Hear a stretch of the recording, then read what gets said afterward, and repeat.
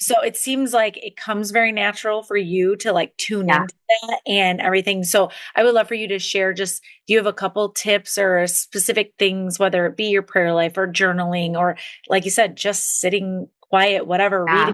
that you would give to somebody who maybe it doesn't come so naturally to, and they really Yeah. facing this, multiple doors. Where do I go? Yeah. How do I get quiet and actually hear from him of, yeah, which one?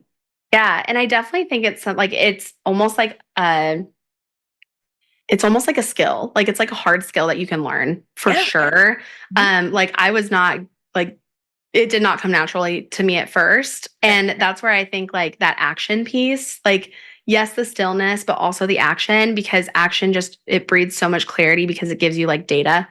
Like it like honestly gives you information on like, does this feel aligned? Like, does this feel, or am I feeling resistance? And like, is that resistance because this isn't in alignment and this isn't like the direction I should go? Or is it feeling resistance just because it's hard and like there's discomfort there? And I think obviously the getting quiet part is huge. I journal a lot. I have like these kind of notebooks. They're just like the moleskin.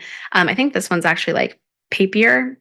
I don't know how you pronounce it. But I carry it with me everywhere. And it's just like anytime I'm like having thoughts or feelings, it's just like brain dumping it all out. Honestly, a lot of times it turns into a prayer and like where I'm just like my journaling often is formatted as a prayer. Yeah. Um, and it's just like, it's truly like praying for that discernment and like being able to figure out um, if it's a direction or a distraction. And, there's, it's so hard. And like, I have gone through it this year for sure of like, should I create this offer? Should I do this? Like, but I can also do this because so many of us, like I said, have multi passions or like multi skills. Like, we could do so many different things because we have so many different gifts Yep. and like passions and ability to serve other women. Um, but is it distracting from like your main central purpose? And Yeah. like, how much energy is it going to take away from like the things that matter most to you? And so I think that's a good exercise too, is like, okay, if you want to make the pivot, if you want to make the change, what is it going to take?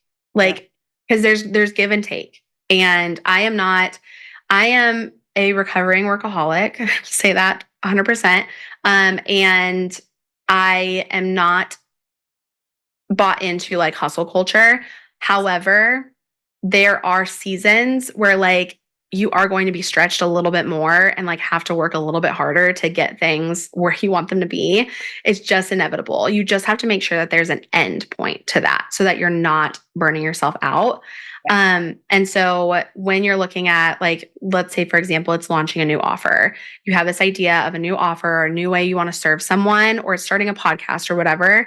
Yeah. It's like looking at, okay, does it align with like my purpose and my mission? Like, what do I want to be known for? What does God know me for? What did he create me to do? Mhm. Um, and then what is it going to take in order to do that? And does that align with like the life that I want to live? Um, Even if it's just for a short amount of time.